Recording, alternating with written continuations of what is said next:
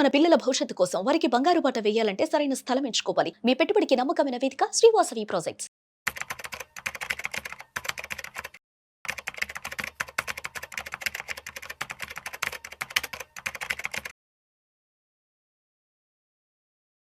నమస్తే, welcome to Vishnu talks. నేను విష్ణు. ప్రస్తుతంతో పాటు సర్టిఫైడ్ ఫైనాన్షియల్ ప్లానర్ తుమ్మా బాలరాజ్ గారు ఉన్నారు. వారితో మాట్లాడదాం. సార్ నమస్తే. సార్ తుమ్మా బాలరాజ్ గారు. నమస్తే విష్ణు గారు.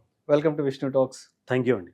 సో ఇవాళ అర్జెంటుగా షూట్కి పిలవడానికి కారణం, అర్జెంటుగా విష్ణు టాక్స్ అనే కార్యక్రమానికి పిలవడానికి కారణం ఏంటంటే, రీసెంట్గా నేను ఒక రియల్ టైమ్ సినారియోని చూశాను.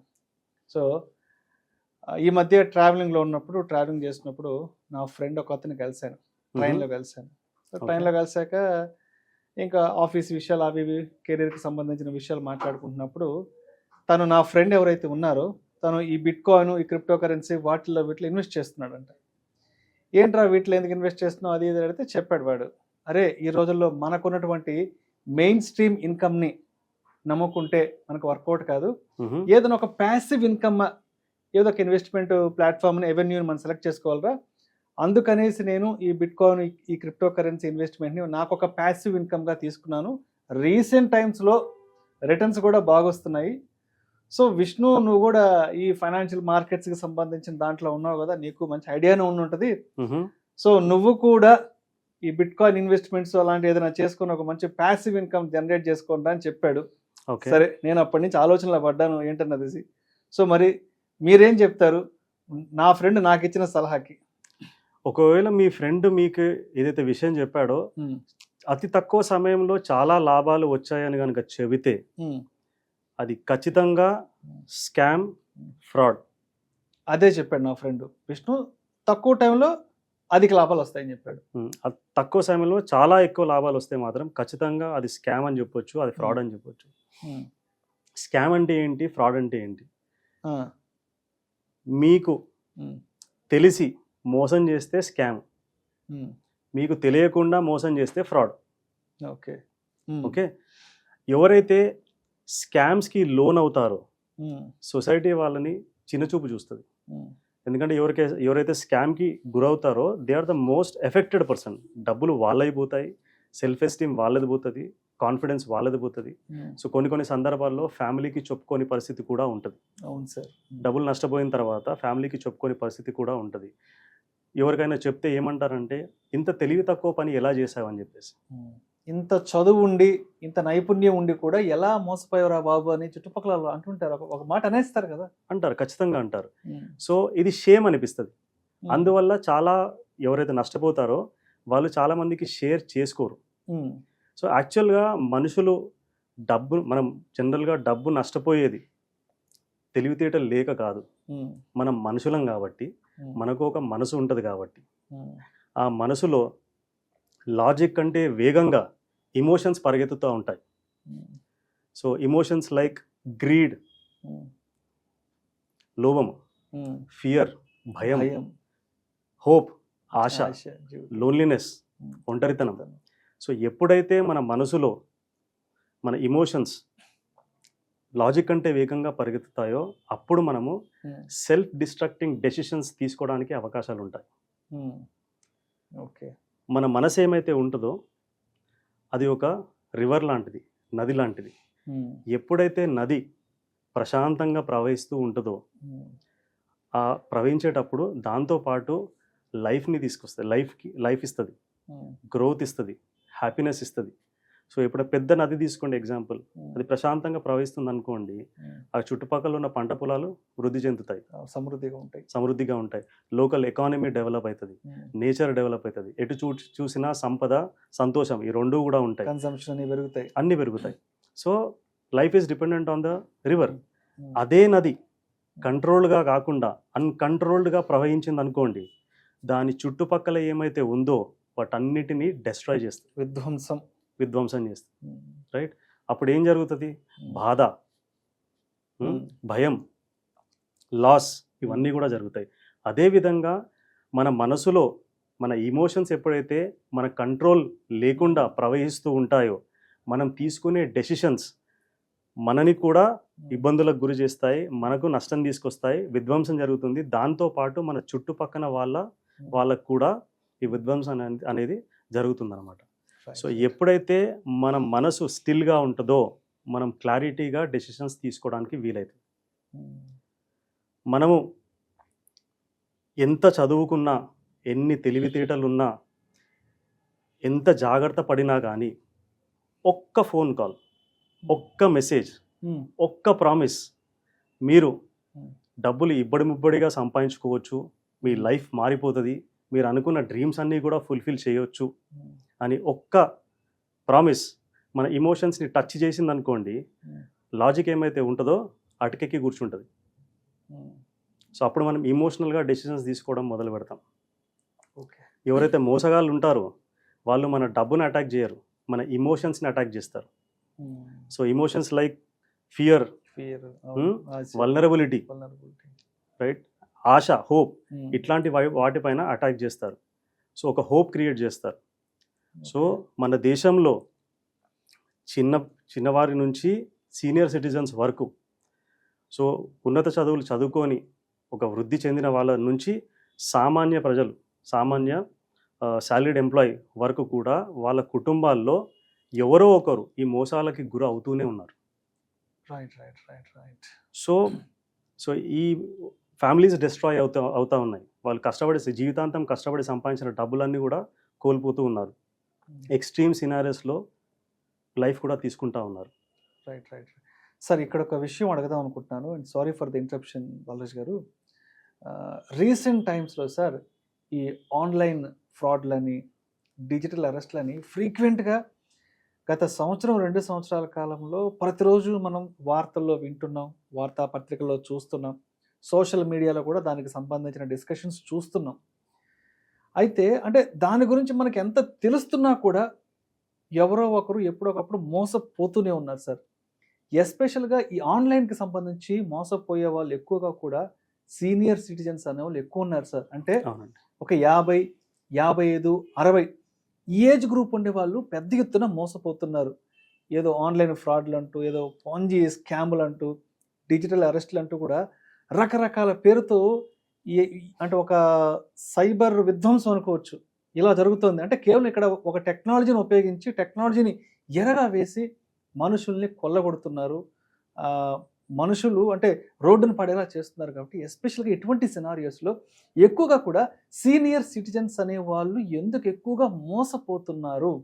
రైట్. అయితే ఇంతకుముందు చెప్పినట్టు ఈ స్కామ్స్టర్స్ ఎప్పుడు కూడా మన ఇమోషన్స్ పైన అటాక్ చేస్తారు.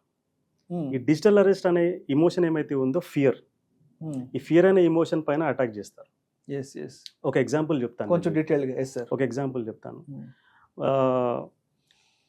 నా క్లయింటే ఒక 6 to 8 months బ్యాక్ నాకు సడన్గా కాల్ చేశారు. కాకపోతే వాళ్ళ వైఫ్ నంబర్ నుంచి కాల్ వచ్చింది నాకు, which is unusual. So call చేశారు. కాల్ చేస్తే నేను ఏదో కొంచెం బిజీగా ఉండి కాల్ లిఫ్ట్ చేయలేదు. కాల్ స్టాప్ అయిపోయిన తర్వాత మళ్ళీ కాల్ చేస్తారు. ఇమ్మీడియట్గా మళ్ళీ సెకండ్ కాల్ వచ్చింది.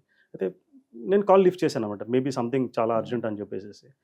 కాల్ చేసి నేను మాట్లాడితే, నేను విష్ చేసిన తర్వాత మాట్లాడితే సార్ అన్నారు, he's a retired army officer and retired as a senior director in one of the export company, very senior position. So కాల్లో మాట్లాడితే దీస్ వే ద వర్డ్స్, నన్ను బాలా అని పిలుస్తారు. So Bala, I'm very fearful, I'm very panicky. So నా పేరు పైన FIR register అయ్యి ఉంది, I don't know what to do, ఏం చేయాలో నాకు అర్థం అవ్వట్లేదు అని చెప్పేసి అని అన్నారు. అంత హై ప్రొఫైల్ ఉన్నాయని కూడా? అంత హై ప్రొఫైల్. సో నన్ను అడిగితే ఏమైంది చెప్పండి సార్ అన్న. సో ఇట్లా నా పేరు పైన ఒక పార్సల్ పంపించారంట, అందులో డ్రగ్స్ ఉన్నాయంట, నాకు ముంబై నుంచి కాల్ వచ్చింది, థానే పోలీస్ స్టేషన్ నుంచి కాల్ వచ్చింది, అండ్ ఎఫ్ఐఆర్ రిజిస్టర్ అయ్యింది అని అంటే నేను చెప్పాను, సార్ ఇది ఫ్రాడ్ కాల్, నేను ఇప్పుడు డిజిటల్ అరెస్ట్ అయి ఉన్నాను అని చెప్పేసి అన్నారు. సార్ ఇది ఫ్రాడ్ కాల్, ఇది స్కామ్, ఫస్ట్ మీరు రూమ్లోంచి బయటికి రండి, 10 నిమిషాలలో మీ ఇంటి దగ్గర ఉంటానని చెప్పాను. సో మా ఇంటి దగ్గర ఉంటారు. సో 10 minutesలో I was with him. So తను ఎక్స్ప్లెయిన్ చేశారనమాట నాకు ఎలా జరిగింది ఏంటి అనేది. సో ఇన్సిడెంటల్ ఏమైందంటే వాళ్ళ పిల్లలు యూఎస్లో ఉంటారు. సో అంతకుముందే ఒక 3-4 days బ్యాకే పార్సల్ పంపించారు యూఎస్కి వాళ్ళ పిల్లలకి. సో అట్లా కన్ఫ్యూజ్ అయ్యారు. So one fine day when he was walking in the evening call వచ్చింది కొరియర్ సర్వీస్ నుంచి, సార్ మీరు ఇట్లా కొరియర్ పంపించారు కదా అని అంటే ఎస్ అన్నారు. ఎందుకంటే యాక్చువల్లీ ఈ సెండ్ కొరియర్. సో ఆ కొరియర్లో నార్కోటిక్స్ ఉన్నాయి, డ్రగ్స్ ఉన్నాయి. సో థానే పోలీస్ స్టేషన్లో ఎఫ్ఐఆర్ రిజిస్టర్ అయ్యి ఉంది, నేను మీకు కాల్ ఇన్స్పెక్టర్కి ట్రాన్స్ఫర్ చేస్తున్నానని చెప్పేసి అన్నారు. సో ఈయన కొంచెం ఇనీషియల్గా ప్యానిక్ అయ్యారు. సరే పర్లేదు చేయండి అని చెప్పేసి అని అన్నారు. సో ఆ కాల్ వచ్చేసేసి ఇన్స్పెక్టర్కి ట్రాన్స్ఫర్ అయింది. ఇన్స్పెక్టర్ ట్రాన్స్ఫర్ అయిన తర్వాత ఆ ఇన్స్పెక్టర్ తనతో అన్నారంట, ఇట్లా మీరు పార్సల్ పంపించారు కదా, అందులో డ్రగ్స్ వెళ్ళాయి, మీ పేరు పైన ఎఫ్ఐఆర్ రిజిస్టర్ అయింది, మీరు బొంబాయి రండి, సో ఇక్కడ మీరు లోకల్ అడ్వకేట్తో మాట్లాడుకొని బెయిల్ తీసుకోండి అని చెప్పేసి అన్నారు. సో అన్న తర్వాత ఈయన కొంచెం ప్యానిక్ అవుతున్నారు. సో ఈయన ఐడెంటిటీ అడిగారు అనమాట.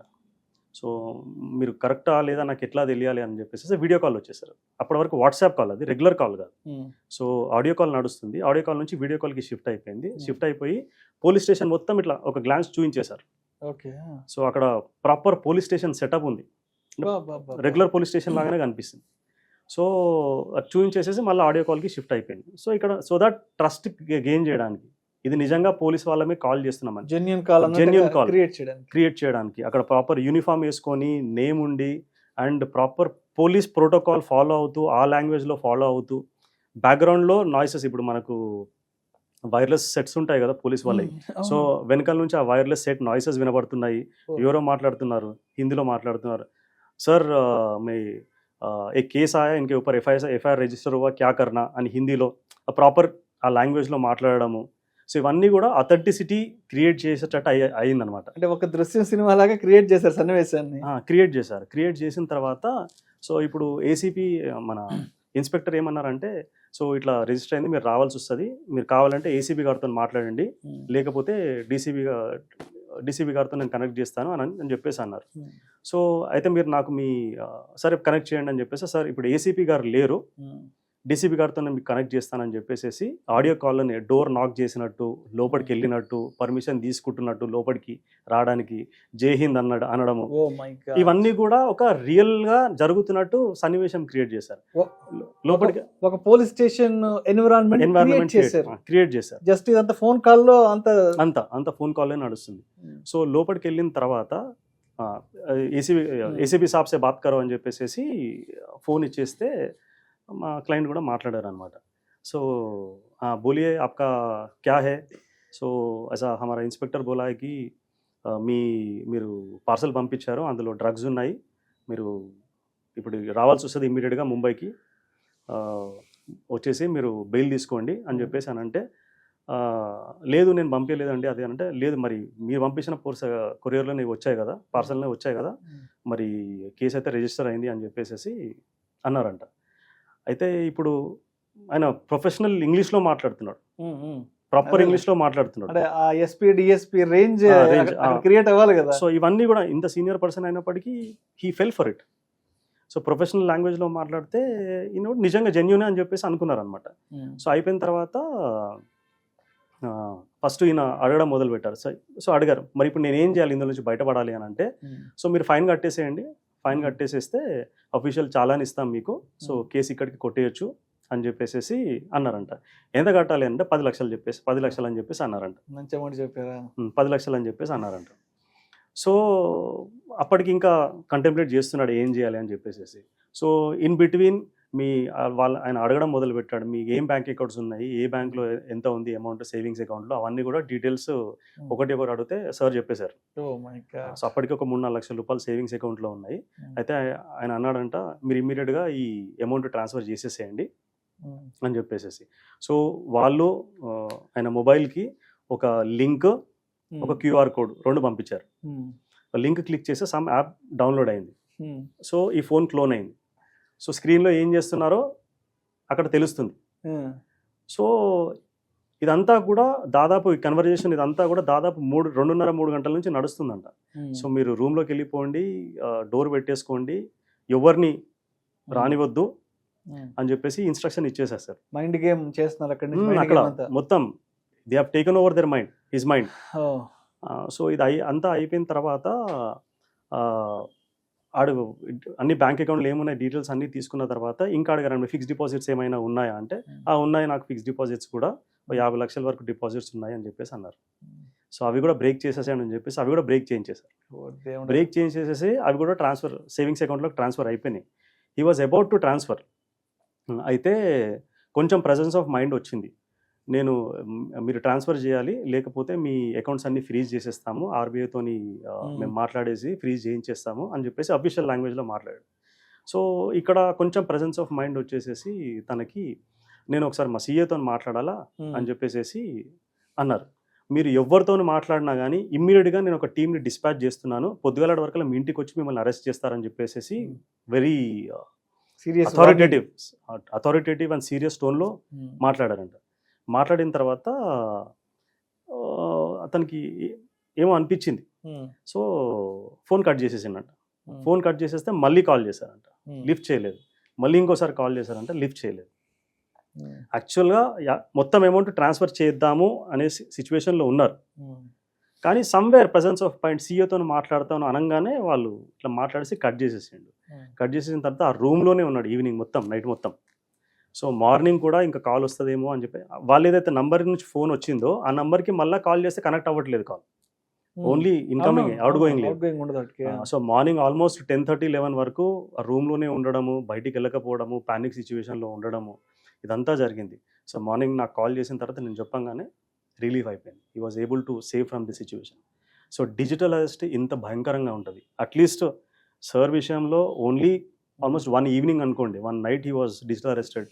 చాలా ఇన్స్టెన్సెస్లో కొందరైతే old couple 15 days digital arrest అయ్యారంట. లక్షల్లో, కొందరు కోట్లలో కూడా పోయారు, డబ్బులు నష్టపోయారు. ఇవన్నీ కూడా చాలా వరకు సీనియర్ సిటిజన్స్ పైన ఈ స్కామ్స్ జరుగుతూ ఉన్నాయి. విష్ణు గారు, ఇంకొక పాయింట్ నేను యాడ్ చేయాలనుకుంటున్నాను. ఇప్పుడు డిజిటల్ అరెస్ట్ గురించి మనం మాట్లాడాం కదా, అది కొరియర్ ద్వారా, కొరియర్లో నార్కోటిక్స్ వచ్చాయి అని చెప్పేసి. ఇంకొకటి, ఈ కొరియర్ మనం పంపించినా పంపించకపోయినా, ఇప్పుడు ఎగ్జాంపుల్ చెప్పిన దాంట్లో సార్ కొరియర్ పంపించారు వాళ్ళ పిల్లలకి. కొరియర్ పంపించకపోయినా కానీ మనకు కాల్ రావచ్చు, మీ పేరు పైన కొరియర్ వెళ్ళింది, ఆ కొరియర్లో నార్కోటిక్స్ ఉన్నాయి, మీ ఆధార్ నంబర్ కూడా ఆ కొరియర్ పైన మెన్షన్ చేస్తుంది అని చెప్పి ఇలా కూడా రావచ్చు. అంటే మన ప్రమేయం లేకపోయినా సరే మన ద్వారా ఏదో జరిగిందనేది ఒకటి క్రియేట్ చేస్తారు. సో మనకు ఇంకోటి ఏంటంటే మన పేరు, మన అడ్రస్, మన ఆధార్ నంబరు, మన పాన్ నంబరు మొత్తం అన్నీ కూడా క్లియర్ కట్గా వాళ్ళు చూపడానికి అవకాశం ఉంటుంది. మన డేటా వాళ్ళ దగ్గర ఉంటుంది. అంటే మనకంటే మన విషయాలు కరెక్ట్గా వాళ్ళే చెప్తారు అంతే. ఇదే కాకుండా కొరియర్ ఒక విధానం డిజిటల్ అరెస్ట్ చేయడానికి. ఇంకొక విధానం ఏంటంటే, మీ మనీ లాండరింగ్ లో మీ పేరు వచ్చింది, మీ పేరు పైన బ్యాంక్ అకౌంట్ ఓపెన్ చేశారు, మీ ఆధార్ వాడి బ్యాంక్ అకౌంట్ ఓపెన్ చేశారు, ఆ బ్యాంక్ లో చాలా ట్రాన్సాక్షన్స్, కోట్ల రూపాయల్లో ట్రాన్సాక్షన్స్ అయ్యాయి. సో మీ పేరు పైన ఎఫ్ఐఆర్ రిజిస్టర్ అయి ఉంది, మీరు ముంబైకి వచ్చేసేసి మీరు అడ్వకేట్తో మాట్లాడి కోర్టులో మీరు బెయిల్ తీసుకోవాలని చెప్పేసి ఈ విధంగా కూడా మాట్లాడతారు. హవాలా ట్రాన్సాక్షన్ అని, టెర్రర్ ఫైనాన్సింగ్ అని చెప్పేసి, టెర్రర్ ఫైనాన్సింగ్ అని కూడా. అంటే అప్పుడు న్యూస్ లో ఎవరి పేరు అయితే ఎక్కువగా వినపడుతుందో వాళ్ళ పేరు తీసుకొని మీ పేరు, వీళ్ళకి మీరు డబ్బులు పంపించారు, మీ నేమ్ పైన బ్యాంక్ అకౌంట్ ఓపెన్ అయ్యిందని చెప్పేసి కూడా ఈ విధంగా కూడా వస్తాయన్నమాట. సో రకరకాలుగా వీళ్ళు చేస్తూ ఉన్నారు. మనకు చాలా తెలివి మీరిపోయారు. సో ఫస్ట్ గమనించాల్సింది ఏంటంటే, డిజిటల్ అరెస్ట్ అట్లాంటిది ఏమీ లేదు.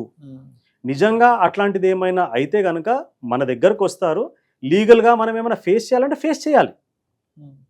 అట్లా ఏమైనా అనిపిస్తే లోకల్ పోలీస్ స్టేషన్కి వెళ్ళి వెంటనే వెళ్ళి చెప్పాలి. జనరల్గా 99.9% మన ప్రమేయం ఉండి ఏమైతే జరగదు. ప్రమేయం లేకున్నా ఏమైనా జరిగిందనుకోండి, లీగల్గా మనం ఫేస్ చేయాల్సి వస్తే ఫేస్ చేయాల్సిందే. సో మనం ఏమి చేయకపోతే మనం విల్ బి అక్విటెడ్. సో ఇది మనం దృష్టిలో పెట్టుకోవాలి. ఇది ఖచ్చితంగా మీ పేరెంట్స్కి, సీనియర్ సిటిజన్స్కి ఈ విషయం ఎడ్యుకేట్ చేయండి.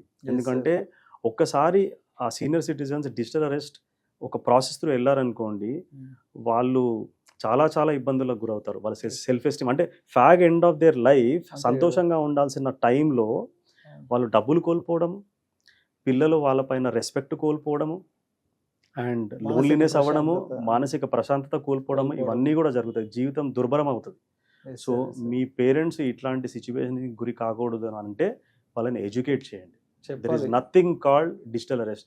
ఇప్పుడు గవర్నమెంట్ కూడా మనకు అడ్వర్టైజ్ చేస్తుంది, బట్ చాలా మంది ఇప్పుడు పేపర్లో వస్తున్నది, కానీ చాలా మందికి పెద్ద సెలబ్రిటీల ద్వారా కూడా అడ్వర్టైజ్ అంటే ఎడ్యుకేట్ చేస్తున్నారు, ఇలా జరుగుతున్నాయి, మీరు జాగ్రత్తగా ఉండాలని కూడా. Yes sir. సో ఇది చేస్తే your parents will be protected. Sir అయితే ఇప్పుడు రోజుకొక స్కామ్ ఫ్రాడ్ అంటూ కూడా రకరకాల చూస్తూ ఉన్నాం కదా. అసలు వీటిల్లో అంటే అసలు ఎన్ని రకాల స్కామ్స్ అనేవి చేస్తుంటారు? ఈ ఫ్రాడ్స్ అనేవి అసలు అంటే వాటి కేటగిరీ ఎలా ఉంటుంది అసలు? అంటే ఏ ఏ కేటగిరీ నుంచి ఆ స్కామ్ లేదంటే ఆ ఫ్రాడ్ని ఎలా అప్లై చేస్తారు మన మీదకి? సో దానికంటే ముందు ఇప్పుడు డిజిటల్ అరెస్ట్ గురించి మాట్లాడుకున్నాం కదా, ఇందులోంచి ఎలా బయటపడాలి? మేజర్గా మనం పేరెంట్స్కి అంటే సీనియర్ సిటిజన్స్కి ఇంపాక్ట్ అవుతా ఉంది. సో మనం పేరెంట్స్కి ఎడ్యుకేట్ చేయాలి, ఎవరైతే సీనియర్ సిటిజన్స్ ఉంటారో వాళ్ళకి ఎడ్యుకేట్ చేయాలి. సో అట్లా దీనికి ఎట్లా గురి కాకూడదు అని చెప్పేసి జనరల్గా సీనియర్ సిటిజన్స్ ఎందుకు దీనికి టార్గెట్ అంటే కొన్ని కారణాలు ఉన్నాయి. ఓకే, చాలా వరకు సీనియర్ సిటిజన్స్ పబ్లిక్ చాలా మంచి వాళ్ళు అని నమ్ముతారు, believe that people are good. Okay, emotionally vulnerable. ఇప్పుడు చాలా వరకు సీనియర్ సిటిజన్స్ పిల్లలు వాళ్ళ దగ్గర ఉండట్లేదు, ఉద్యోగరీత్యా వేరే వేరే కారణాల చేత బయట ఉంటున్నారు, చాలా వాళ్ళు ఒంటరిగా ఉంటున్నారు అనమాట. సో ఇమోషనల్గా వల్నరబుల్ సిచ్యువేషన్ అయిపోయింది. ఇంకొకటి అంటే ఎవరు ఏం చెప్పినా నమ్మే పరిస్థితులకి చేరిపోయారు చాలామంది. ఇంకొకటి ఏంటంటే lack of tech awareness. So technology మీద పెద్దగా లేకపోవడం. అసలు డిజిటల్ అరెస్ట్ అనేది అసలు యాక్చువల్గా ఉందా? అరెస్ట్ చేస్తే డైరెక్ట్ మనకి ఇంటి దగ్గరకు వచ్చేసేసి వారెంట్ ఏమైనా ఫిజికల్ గా తీసుకెళ్తారు, కానీ డిజిటల్ అరెస్ట్ అనే కాన్సెప్ట్ అసలు లేదు. Online arrest. సో దాంతో పాటు లోన్లీనెస్, ఒంటరిగా ఉన్నప్పుడు మన మైండ్ అంతగా పని చేయదు. ఇంకోటి respect towards authority. So police అన్నా అథారిటీస్ అన్నా కానీ ఒక kind of respect. So fear of police major. అంటే మనం ఏదో పోలీస్ కేసులో ఇరుక్కోవడము, ఫ్యామిలీ డిగ్నిటీ పోతుంది, నేమ్ పోతుంది, ఇదనే ఒక ఫియర్. ఇవన్నీ కారణాల చేత senior citizens are getting impacted by this scam called digital arrest. ఏం చేయాలి? సో మనము ఫస్ట్ అండ్ ఫార్మోస్ట్ ఎడ్యుకేట్ చేయాలి. ఎలా ఎడ్యుకేట్ చేయాలి అంటే డిజిటల్ అరెస్ట్ అట్లాంటిది ఏది ఉండదు. ఎవరైనా మీకు మేము పోలీస్ అని ఫోన్ చేస్తే ఇమ్మీడియట్గా కట్ చేయండి. ఓకే, మీరు మాట్లాడే పరిస్థితిలో లేకపోతే కాల్ కట్ చేసేయండి. మీరు మాట్లాడే పరిస్థితిలో ఉంటే మీరు ఎవరైతే కాల్ చేస్తారో, మీరు ఏ పోలీస్ స్టేషన్ నుంచి కాల్ చేస్తున్నారు, మీ పేరు ఏంటి, మీ బ్యాచ్ నెంబర్ ఏంటి, ఆ డీటెయిల్స్ తీసుకొని ఆన్లైన్లో మీకు సెర్చ్ చేస్తే ఆ పర్టికులర్ పోలీస్ స్టేషన్ నెంబర్ దొరికితే క్రాస్ వెరిఫై చేసుకోవచ్చు. ఇంత చేయలేని పక్షంలో, ఇంత చేయడానికి వీలు కాకపోతే లోకల్ పోలీస్ స్టేషన్కి ఫోన్ చేసి లేకపోతే అక్కడికి వెళ్ళి నాతో ఇలా జరిగిందని చెప్పొచ్చు. డిజిటల్ అరెస్ట్ అట్లాంటివి ఏమీ ఉండవు. సో ఏమైనా చేయాలంటే ఫిజికల్గా వచ్చే చేస్తారు. సో ఫస్ట్ భయపడకూడదు. భయపడకుండా ఉంటే ఇట్లాంటి డిజిటల్ అరెస్ట్లు అనేది మోసం జరగకుండా అవకాశం ఉండదు. ఓకే, సో ఇంకొకటి వచ్చేసి మనకు మీరు క్రిప్టో కరెన్సీ గురించి చెప్పారు కదా. సో మేజర్గా ఈ స్కామ్స్ పైన, ఈ సబ్జెక్ట్ పైన ప్రోగ్రామ్ చేయడానికి రీజన్ ఏంటంటే రీసెంట్గా ఒక 2 to 3 weeks బ్యాక్ మా డిస్టెంట్ రిలేటివ్ వాళ్ళ సన్ ఈ క్రిప్టో కరెన్సీ ఫ్రాడ్కి లోన్ అయ్యి దాదాపు 90 లక్షల రూపాయలు అప్పు చేసి 90 లక్షల రూపాయలు అప్పు చేసి ఆ అప్పు తీర్చలేక సూసైడ్ నోట్ రాసి he committed suicide. So that was the trigger for me to do this programme. So ఎంత అమాయకత్వం అంటే ఆ సూసైడ్ నోట్లో రాశాడనమాట, నాకు లాభాలు బాగా వచ్చాయి క్రిప్టో ఇన్వెస్ట్మెంట్లో.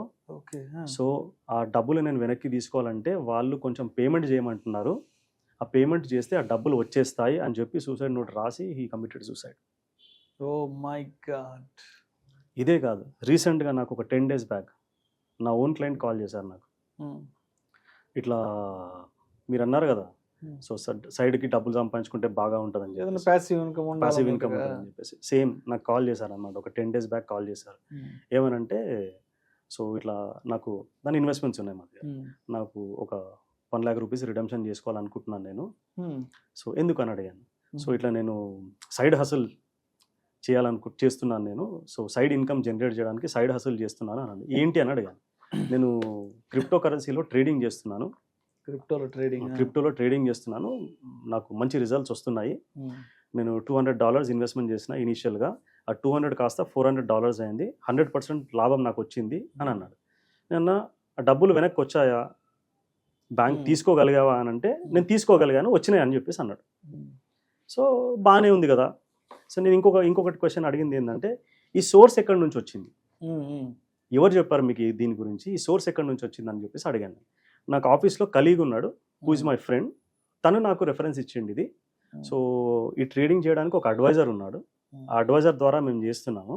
సో 5 days కాంట్రాక్ట్ రాసుకోవాలి, అంటే 5 days కాంట్రాక్ట్ ఆన్లైన్ కాంట్రాక్ట్ చేసుకోవాలి, 5 daysకి ట్రేడింగ్ చేస్తూ ఉంటాడు.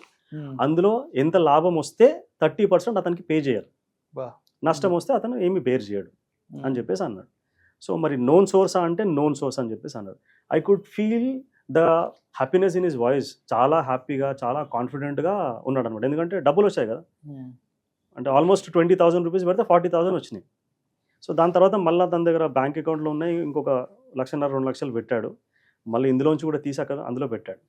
సో నేను చెప్పాను అనమాట, సో ఏమైతే చెప్తున్నావో it looks too good to be true. ఇనీషియల్గా దీనికి ల్యూర్ చేయడానికి డబ్బులు ఇస్తారు, చిన్న అమౌంట్స్, వాటికి లోన్ అయిపోయి మనం ఎక్కువ డబ్బులు పెట్టిన తర్వాత బ్లాక్ అయిపోతుంది. సో డబ్బులు తీసుకోవడానికి వీలు ఉండదు అని చెప్పేసి చెప్పాను నేను. ఎగ్జాక్ట్లీ నేను ఏమైతే చెప్పానో అదే జరిగింది.